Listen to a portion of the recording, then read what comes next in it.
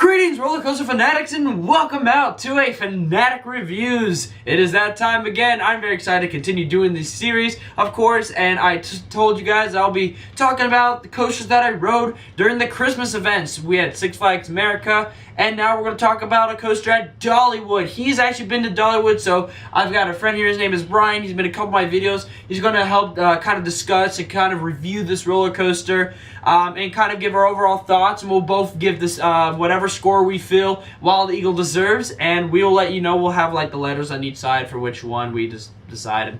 So and you'll see as time goes on. But anyway, we are talking about Wild Eagle. So let's begin. Cue those titles.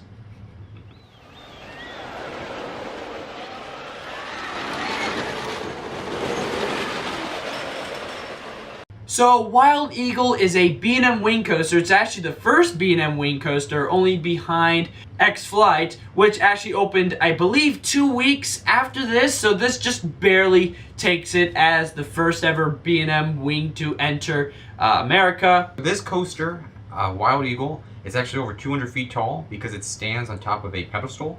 However, the drop is only 135 feet. This coaster reaches a maximum speed of 61 miles per hour, making it the third fastest coaster at the park, only behind Tennessee Tornado and a coaster that shall not be named because I have not ridden it and I got a rollback, so we'll just continue from there. And this coaster has a total length of track of 3,127 feet of track. This coaster is themed to an eagle. You can kind of see it. They have a big giant steel eagle out in front of the entrance, and when you kind of walk in, there is like some like architecture, and the fact that it's kind of a cabin-ish per se. It's like Griffin. It has some minor theming, but there's no really big extreme theming about an eagle besides a large giant eagle. And the trains, each train has its own eagle, which is actually really cool. Also, one last thing to mention, this coaster opened March 24th, 2012, which is why it is the oldest or the first B&M wing to open in America. So, we're going to get started off with our reviews. Why don't you go first? What do you really think about Wild Eagle? I only got one ride on Wild Eagle, and this was about 2 years ago. My one ride, it was front row, right side, I believe. And I clearly remember, I thought it was an okay roller coaster, but personally, I didn't feel it was anywhere near as good as Gatekeeper, which I already rode about a year before that. And because of that, it kind of lowered my overall opinion of Wild Eagle. I felt the drop wasn't that intense. It's a straight drop instead of a curved drop like Gatekeeper. I didn't think it was that interesting. The vertical loop was definitely my favorite element. That's pretty rare. The vertical loop was definitely a great part of the experience. I thought it was alright. It definitely was something interesting, but I don't feel like on a wing coaster it really works. Yeah. Unfortunately, I've not been on Thunderbird, so I can't really do it justice. But from from riding Wild Eagle, the vertical loop does not give it justice. But I did love the drop because I got to ride this twice, front and back, left side.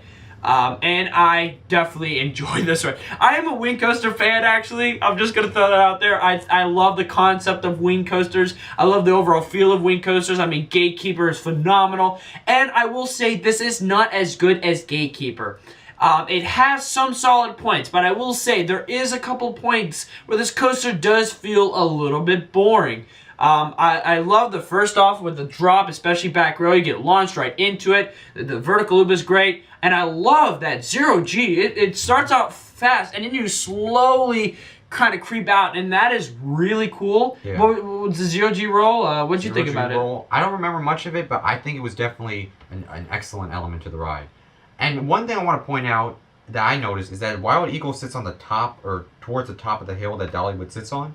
And the view is just spectacular from the top of Wild Eagle. Oh yeah, it's fantastic because you are 200 plus feet in the air on that drop because the entire thing is on a pedestal of a hill. So after, of course, the 0G roll, it goes into an implement, and I've always loved implements on wing coasters, and that's why I sat on the left because it's always fun to kind of curl out. Open out of the implement, which is actually very fun. I actually enjoyed it. And I found this coaster to have airtime. On that airtime hill, there were some points where I felt airtime.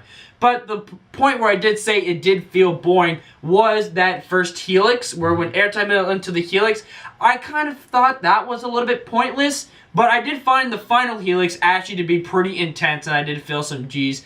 And what's cool is it kind of goes through the trees, so you almost hit the trees through there as well. And then it's over. It is short. I will say that. It is a little bit on the shorter side, but I still found it to be really good. What is your overall thoughts? My overall thoughts? On the grading scale, I give it a solid B. I think it lacks intensity, which kind of lowers its overall grade, and it doesn't have a lot of speed, and the drop isn't that good. But I personally love wing coasters, and I think this is an excellent example of that. And it's a beautiful ride to look at. It really fits in with the Dollywood park overall, and it's just a great ride. Yeah, I definitely will agree. This is a great roller coaster. I overall loved it. Definitely recommend. I did not get to ride it at night, unfortunately, so I don't really know the experience at night, but I got to ride it both times. Daylight, front row, back row, and I had a great time with it, and I'm going to give Wild Eagle at Dollywood a B+. Alrighty guys, that was our Fanatic reviews for Wild Eagle. This is such a great roller coaster, and there's some mixed reviews. Some people say it's not that good. Some people say it's not that bad. One thing I want to point out, I do not like how the vest restraints do actually lock. None of the others do that, but this one does. They have not fixed that. I will say that was a little bit buggy, but it did not really... it wasn't as bad as what I've heard from other people. But overall, I found the coaster to be enjoyable. Yeah. So, thanks y'all for watching. Make sure to check out other Fanatic reviews. I'll be talking about some more Dollywood coasters as we start to really bring in 2017 with some great coaster Fanatic reviews. Thank y'all for watching. And as always, roller coaster fanatics, keep coasting.